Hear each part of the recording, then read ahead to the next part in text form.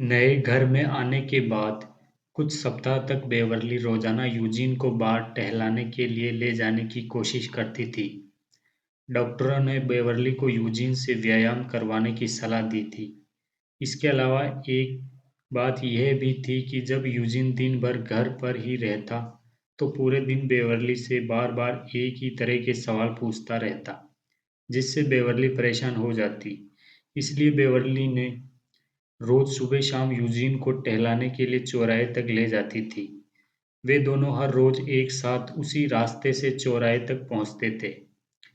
Doctor ने Beverly को Eugene पर नजर रखने के लिए कहा था, क्योंकि बेवरली को आगाह किया था कि अगर किसी दिन यूजीन घर से निकलकर रास्ता भूल गया, तो ना तो वह खुद रास्ता ढूंढ पाएगा और ना ही किसी और से मदद ले पाएगा। अचानक एक दिन सुबह-सुबह कुछ ऐसा ही हुआ। दरअसल उस दिन यूजीन को टहलाने के लिए जाने के लिए बेवरली तैयार हो ही रही थी कि यूजीन अचानक घर के सामने वाले दरवाजे से बाहर चला गया। चूंकि उसे घर के एक कमरे से दूसरे कमरे में घूमने की आदत थी, इसलिए कुछ देर तक बेवरली समझ ही नहीं पाई कि यूजीन घर पर नहीं है। जैसे ही उसे इस बात का एहसास हुआ, वे दौड़ी-दौड़ी घर से बाहर निकली और घबराकर यूजीन को यहाँ-वहाँ ढूंढने लगी। उसे यूजीन कहीं नजर नहीं आया। बेवरली उसे पड़ोसियों के घर ढूंढने लगी, चूंकि मोहल्ले के सारे घर एक जैसे दिखते थे। इसलिए बेवरली को शक हुआ कि कहीं यूजीन गलती से किसी पड़ोसी के घर में तो नहीं घुस गया।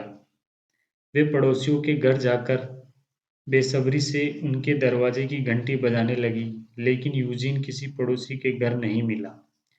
बेवरली इतनी घबरा गई कि उसे रोना आ गया। वे दोबारा सड़क की ओर दौड़ी और रोती हुई चिल्ला-चिल्लाकर यूजीन को पुकारने लगी। बेवरली के मन में तमाम बुरे ख्याल आने लगे। कहीं यूजीन ट्रैफिक में फंसकर किसी गाड़ी के नीचे न आ जाए। किसी के पूछने पर वे घर का पता कैसे बताएगा? ये सब सोचकर बेवरली और घबरा गई। यूजीन को ढूंढते-ढूंढते 15 मिनट से ज़्यादा समय हो चुका था। तब यूजीन की कोई खबर नहीं मिली।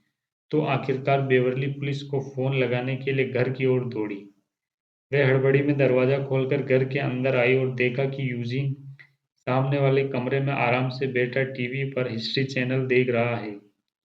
बेवरली को रोते देखकर वह हैरान रह गया। जब बेवरली ने यूजीन से पूछा कि तुम कहाँ थे, तो उसने बताया कि मैं घर से बाहर कब निकला और कहाँ गया, मुझे याद नहीं है। उस समय यूजीन ये भी समझ नहीं पा रहा था कि बेवरली नाराज क्यों है। फिर बेवरली ने मेज पर पड़ा देवदार के शंकुओं का ढेर देखा। उसे याद आया कि जब वह यूजीन को बाहर ढूंढ रही थी, तो ऐसा ही ढेर उसने एक पड़ोसी के आंगन में भी देखा था। उसने करीब आकर यूजीन के हाथों को देखा। उसके हाथों पर उन शंकुओं का चिपचिपा रस लगा हुआ था। बेवरली को समझ में आ गया कि यूजीन उसे छोड़कर अकेले ही टहलने चला गया होगा और शायद चौराहे तक टहलने के बाद वापस आते समय ये शंकु उठा लाया होगा। सबसे बड़ी बात यह थी कि यूजीन सुरक्षित वापस लौट आया था। इसके बाद यूजीन रोज सुबह अकेले ही टहलने जाने लगा। बेवरली उसे रोकने की कोशिश करती, लेकिन ये कोशिश बेकार साबित हुई। बेवरली बताती है कि मैं यूजीन को घर के अंदर रहने के लिए कहूँ, तब भी वह कुछ मिनटों बाद ये बात भूल जाता था। कई बार तो मैंने इसे इस डर से उसका पीछा भी किया कि कहीं वे खो ना जाए, लेकिन वे हर बार सुरक्षित लौट आता था। कभी वे देवदार के शंकु तो कभी पत्थर उठा लाता। एक बार तो वे रास्ते पर पड़ा किसी का बटुआ उठा लाया और इसी तरह एक बार वह कुत्ते का पिल्ला उठा लाया था। पर यूजिन को कभी याद नहीं रहता कि ये सब चीजें कहाँ से आई। जब डॉक्टर और उसके सहायकों को यूजीन के इस सैर सपाटे के बारे में पता चला, तो वे सब हैरान रह गए। अब उन्हें संशय होने लगा कि यूजीन के दिमाग में उसकी चेतन स्मृति के अलावा कुछ और भी है, जो सक्रिय है। उन्होंने एक नए प्रयोग का नमूना तैयार किया। फिर डॉक्टर का एक सहायक यूजीन के घर आया और उसने यूजीन को अपने मोहल्ले का नक्शा बनाने के लिए कहा। यूजीन ऐसा नहीं कर पाया। फिर उसने यूजीन को उसके मोहल्ले का एक नक्शा दिखाया और उससे अपना घर अंकित करने को कहा। यूजीन कुछ देर तक तो आड़ी तिरछी लकीरें खींचता रहा, फिर वह भूल गया उसे क्या करने के लिए कहा गया। फिर जब सहायक ने उससे पूछा कि घर में रसोई किस तरफ है, मैं नहीं जानता, यूजीन ने कमरे में चारों ओर देखते हुए कहा। जब तुम्हें भूख लगती है तो तुम क्या करते हो यूजीन? डॉक्टर के सहायक ने एक और सवाल पूछा। इस सवाल के जवाब में यूजीन खड़ा हुआ और चलकर रसोई तक गया और ऊपर की ओर अलमारी में रखा मूंगफलियों का डिब्बा ले आया। एक अन्य सहायक यूजीन की सैर के दौरान उसके साथ गया। दक्षिण कैलिफोर्निया के कभी ना बदलने वाले बसंत के खुशनुमा मौसम में वे दोनों बोगनवेलिया की सुगंध से महकती हवाओं के बीच करीब 15 मिनट तक टहलते रहे। यूजी ने ज्यादा बातचीत नहीं की, लेकिन वे पूरे आत्मविश्वास के साथ आगे बढ़कर डॉक्टर के सहायक को रास्ता दिखा रहा था। उसे किसी से भी रास्ता पूछने की जरूरत नहीं पड़ी। लौटते समय जब वे यूजीन के घर के करीब ही थे, उस सहायक ने यूजीन से उसके घर का पता पूछा। मुझे ठीक से याद नहीं, यूजीन ने जवाब दिया। इसके बाद वे फुटपाथ पर चलता हुआ सीधा अपने घर गया और बैठकर टीवी देखने लगा। अब डॉक्टर को समझ में आ गया कि यूजीन का दिमाग नई जानकारी ग्रहण कर रहा है, मगर सवाल यह था कि यह जानकारी उसके दिमाग में आखिर कहाँ दर्ज हो रही है। ये कैसे संभव है कि जो इंसान ये तक नहीं बता पाता कि उसके घर में रसोई कहाँ है, वे उसी रसोई में जाकर मूंगफली का डिब्बा आराम से ढूंढ लेता है। इसी तरह अपने घर का पता न जानते हुए भी वे वापस घर कैसे पहुंच जाता है। इन प्रश्नों ने डॉक्टर को अचंभे में डाल रखा था। वे ये सोचकर हैरान थे कि आखिर यूजीन के क्षतिग्रस्त दिमाग में ये नए पैटर्न्स कैसे बन रहे हैं।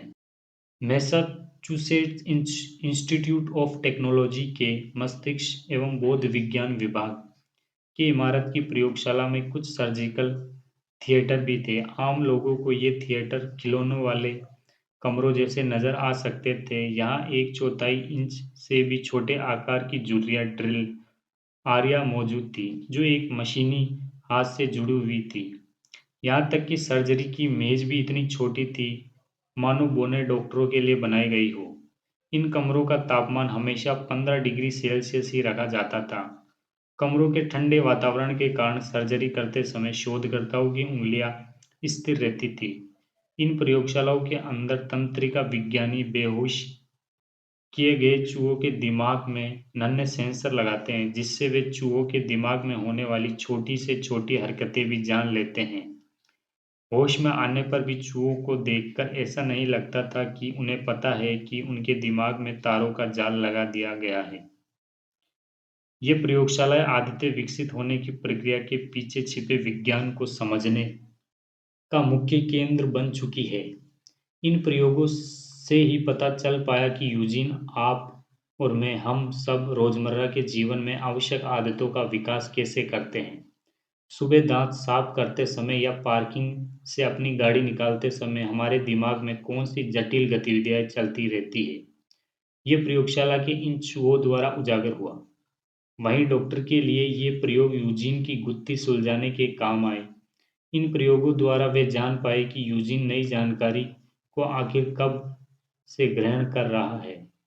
1990 में एमआईटी के शोधकर्ताओं ने आदतों पर शोध शुरू किया। यूजीन भी इसी दौरान बीमार पड़ा था। इन शोधकर्ताओं के कौतूहल का केंद्र था दिमाग का वे छोटा सा हिस्सा जिसे बेसल गेलिया कहते हैं। दिमाग की तुलना यदि प्याज से की जाए, जिसकी रचना एक के ऊपर एक बनी तंतुओं की परतों से होती है, तो क्रमिक विकास मूलक दृष्टिकोण से देखने पर कहा जा सकता है कि सिर की खाल के करीब की बाहरी परतें सबसे नई है। जब आप किसी नए आविष्कार के बारे में सोचते हैं या अपने किसी मित्र के चुटकुले पर हंसते हैं, तो दिमाग के ये बाहरी आवरण ही सक्रिय होते हैं।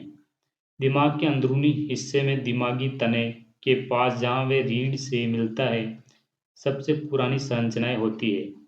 हमारे सहज स्वभाव से जुड़ी चीजें जैसे सांस लेना, निगलना अथवा उस स्थिति में हमारा चौंकना जब कोई अचानक झाड़ियों के पीछे से निकलकर हमें पल भर के लिए डरा देता है, इन सब का नियंत्रण यही सबसे पुरानी संरचनाएं करती है।